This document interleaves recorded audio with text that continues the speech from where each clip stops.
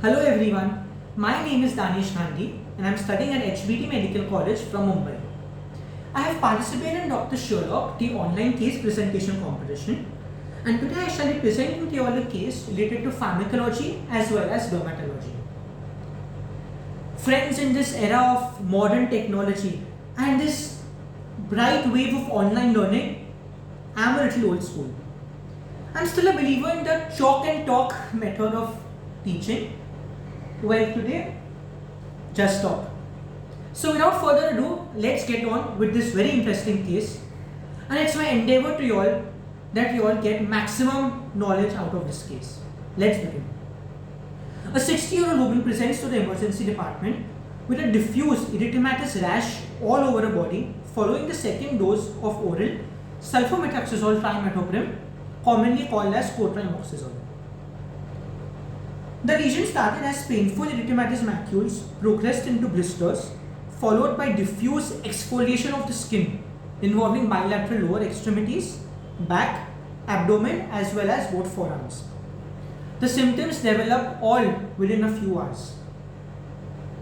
Till here, what we can infer is that we are dealing with a probable drug reaction which has developed rapidly and involving a major surface area of the body. Let's go further. Past medical history is significant for hypertension, dyslipidemia, coronary artery disease, a coronary bypass graft, and there was no known malignancy. List of current medications includes simvastatin, clopidogrel, aspirin, lisinopril, and metoprolol. Does this have any significance in diagnosis we want to reach? Probably not, but it does have a few implications. Number one, the patient is taking a number of drugs, probably almost 4 to 5 drugs. So we don't exactly know the drug which is causing this reaction. Yes, you may tell me that, sir, she just took an antibiotic and she had a reaction occurring. Fine, that may be the reason. But the exact drug which is sensitizing her to the antibiotic mediated reaction, we still don't know yet. Hence, in the management of the patient, you will probably prefer withholding all drugs, right? Also, she has an underlying cardiac pathology. So, in a systemic involvement, she may be having a poor prognosis. Personal history. Patient denies any known drug allergies. She does not take any herbal medications. She does not smoke or consume alcohol or has no history of drug abuse. Number one, there is no known drug allergies. Friends, we must have heard about this thing called a fixed drug eruption. When a particular drug causes a particular skin reaction which resolves after the drug is stopped. However, if that same drug is taken again, the same reaction occurs at the same site because of the memory immune cells. She has no known drug reactions as of now. They are taking herbal medications. As we all know, there are so many practitioners available throughout the country who prescribe any kind of medications which have we don't know what's there inside them as well. Luckily, she is not taking any one of them. No alcohol, no cigarettes. Smoking, probably related to a pharmacology case I can think of. Cigarette smoking is a cytochrome enzyme inducer.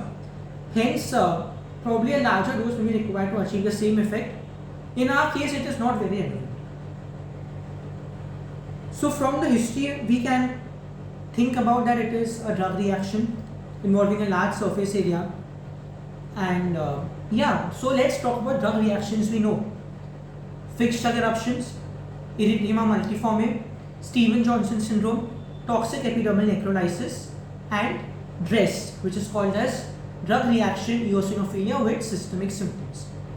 From the history, these are differences we come to. What is the exact diagnosis? We will know from the examination.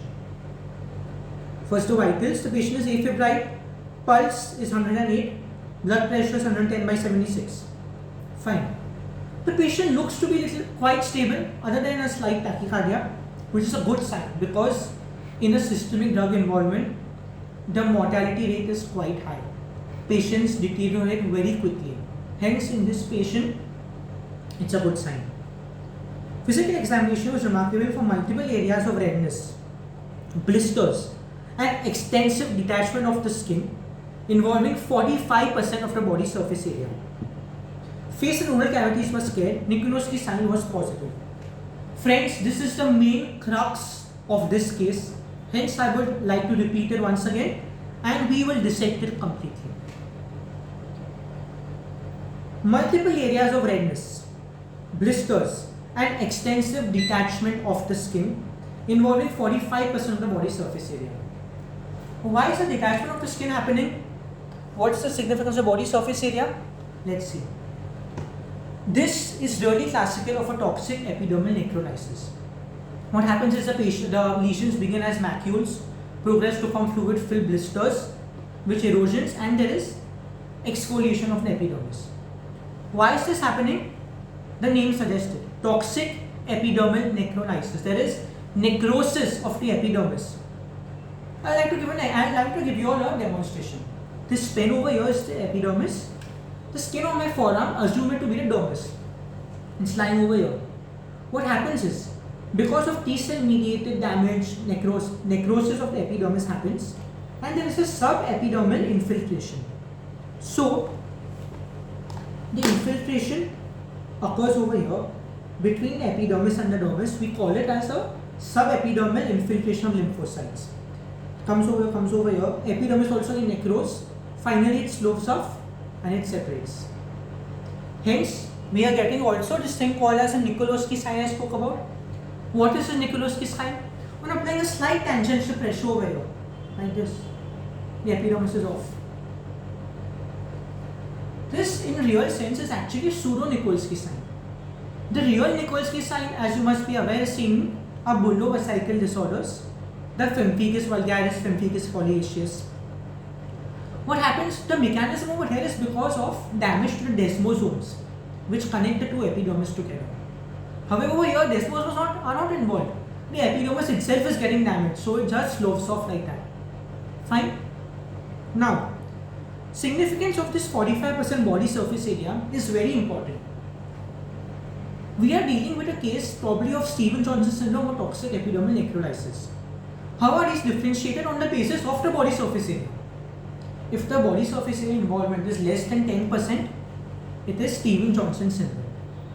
If the surface area involved is between 10 to 30%, it is estrase-10 overlap. And if it's more than 30%, as in our case, it is a case of toxic epidermal necrolysis. We have clinched our diagnosis clinically itself. Let's go on further with the investigations. Oh, sorry, one more thing. Face and oral cavities are spared over here. This is little not fitting into a 10 diagnosis because 10 usually involves skin as well as the mucosa. Over here, the mucosa isn't involved. Friends, what I would like to say is over here that कोई भी disease textbook पढ़ के नहीं आता. Just because in textbook that skin and mucosa has to be involved doesn't mean always be involved. It's involved in a majority of the cases. However, many things are pointing in diagnosis of TED. Anything else? No, that's fine. Let's come to laboratory investigations. Now, what do we want to investigate over here? We want investigation to prove a diagnosis? Probably no. This is a clinical diagnosis. However, there are a couple of new markers coming up for diagnosis of TEN as well. Granulysin and fast ligands. These are coming up. They are in the research phases. They'll probably be used for diagnosis as well. What we want to investigate is the severity of the disease, the change in urea, the glucose concentration, bicarbonate concentration, sodium, potassium, the hemoglobin, the white blood cells. All these we need to see because these have an implication in the prognosis of the patient. Let's see what's there here. WBC count is normal, differences are normal, HB is fine, platelet count is fine, electrolytes, urea, creat, liver profile, prothrombin, INR, everything is within normal levels, which is a very good sign. However, usually patients of TEN or Stevens-Johnson syndrome have most of these parameters deranged. Based on this, we come up with a Scotting score. What exactly is this score? We use this score to find out the predicted mortality rate from the Stevens-Johnson or toxic epidermal necrolysis. If the score comes on more than 5, the mortality is 90%. What does it consider? Considers elevated urea, low bicarbonates, low glucose, age more than 40, tachycardia more than 120, and presence or absence of malignancy. Fine. Confirmation of diagnosis, of course, by pulse skin biopsy, which I'm sorry I can't show you all right now, but I'll just describe it. What I explained regarding the mechanism, it is just a replica of that. There is subepidermal infiltration of lymphocytes with complete apoptosis or necrosis. Both happen of the epidermis. So you won't see any nucleus, you won't see any epidermis over there, just be a subepidermal infiltration, and you will see a split on the histoslide. So yes, these are the investigations and the diagnosis. Now that we have a confirmed diagnosis, I would like to give differentials as well. Although it's really confirmed toxic epidermal necrolysis, possible differentials are number one, erythema multiforme, which can be major or minor. Major has mucosal skin involvement, minor has only skin involvement. Further, we can have paraneoplastic pemphigus, which however presents in a similar fashion with bullovesical disorders and exfoliation. However, here there is no history of malignancy. This can be a generalized bullous fixed duct eruption. We can give pemphigus foliaceus as a disorder, as depends just on the clinical picture without the history. One can think of pemphigus foliaceus also because it does not involve the mucosal sites, or it can be a bullous pemphigus. These are possible differentials. However, it honestly is pretty straightforward toxic epidermal necrolysis only. Coming to the management of the patient. First of all, admit the patient. Do all investigations, as I said, routine blood investigations, differential counts, and as well as urea, electrolytes, glucose, liver function tests, kidney functions, everything. It is said that a patient of toxic epidermal necrolysis should be treated like a burns patient. So again, a Parkland formulas and all will come into picture. Definitive therapy, is it there? Probably no. We have steroids, which have a mixed reviews among the fraternity. They say they are predisposing to infections, however some are using it as the main therapy for TEM. The general consensus is that use it early in the disease. 1 to 2 milligram per kg prednisolone, use it early in the disease. Send the blood for blood cultures, antibiotic sensitivity. Cyclosporin can be used. We can use IVIG, we can use plasmapheresis. All these have been tried out, but the main therapy is supportive. Fluid replenishment is main, correction of electrolyte imbalances, as well as the routine barrier nursing is very important over here with the sensitive antibiotics, which we will send after taking a wound swab. So yes, overall this is the thing. You need a multi-specialty approach. And yeah, that's it for toxic epidermal necrolysis. I would like to end the case. Please give a like if you like the presentation. Thank you so much and have a nice day. Thank you.